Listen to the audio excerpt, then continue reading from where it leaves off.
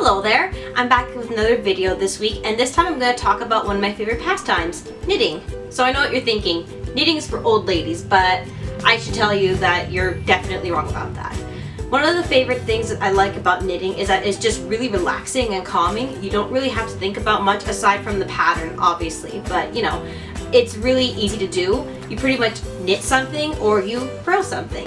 There's some little extra steps in between depending on what the pattern would be, where you have to do, say, a cable stitch, but it's not that difficult once you kind of learn the knitting lingo, and then everything just becomes really easy after that. My great-grandmother taught my aunt, and my aunt also taught me when I was a little bit older, and I never really kind of stuck with it though. It was kind of like, here's this one summer that I'm babysitting you, how about we learn how to knit, and the next one I learned how to crochet. Like I said, I never really stuck with it until I had to go and make a costume for myself one year for the comic convention, C4. We were doing a Harry Potter cosplay and we wanted to do house scarves, and since we didn't have money to obviously go and order and buy one, we decided that we would make ones ourselves, because yarn at the time, even now actually, it's about maybe $4 or $5 a ball, which is like really cheap to be honest, because what we got from those 2 balls, you got this entire scarf. Meanwhile, it probably would have cost you more than that to order online and have just in general shipping costs, right?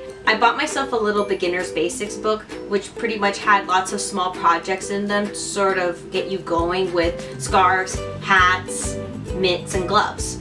And actually socks too, even though that's intermediate. So after about, I'm gonna say a year of me just learning how to do basic knitting, I also wanted to try and see if I could make different patterns from ones that I already had.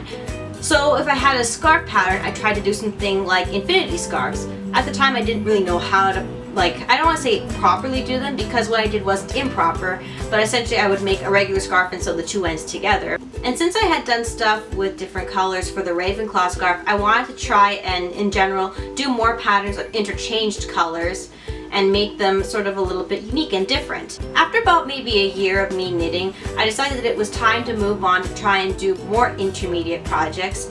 And one of the things that I did was I found one of these patterns on a ball of yarn that was for an intermediate cable stitched scarf, and I really liked the look of the pattern. I didn't realize how much yarn it was going to take, but I decided to take on the challenge, and I ended up getting this really nice looking scarf out of it in the end. So one of the things that I had was a Ravenclaw scarf that was sort of cosplay related, but I didn't have anything else. I did have my Perry themed stuff, but aside from that I didn't have anything else that was related to any shows or movies that I liked that would be sort of secret. So I thought that maybe it would be neat to do that cable stitch pattern as Mikasa's scarf.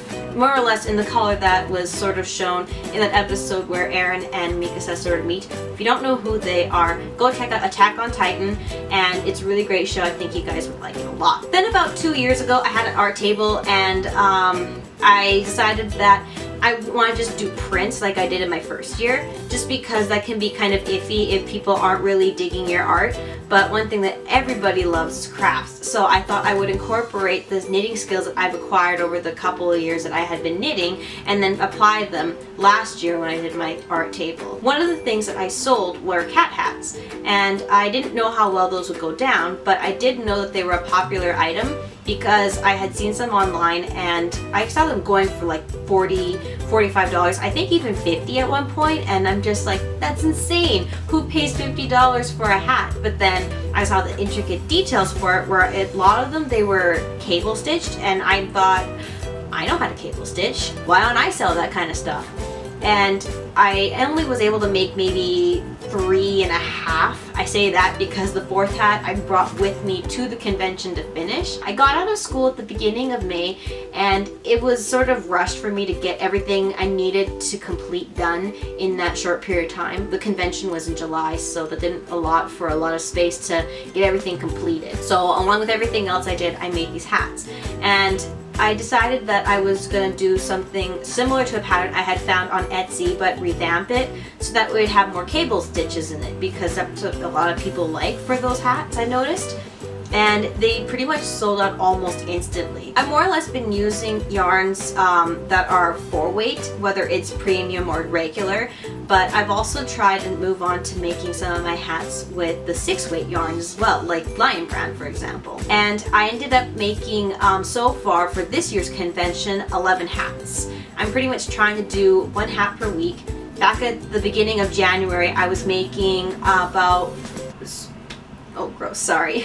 Back at the beginning of January, I was making about 2 hats in 1 month, so about 1 hat per 2 weeks.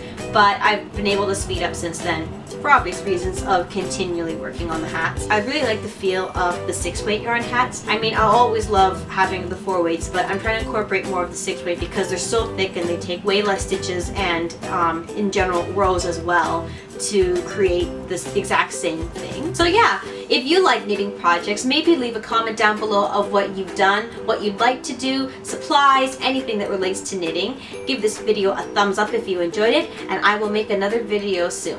Bye!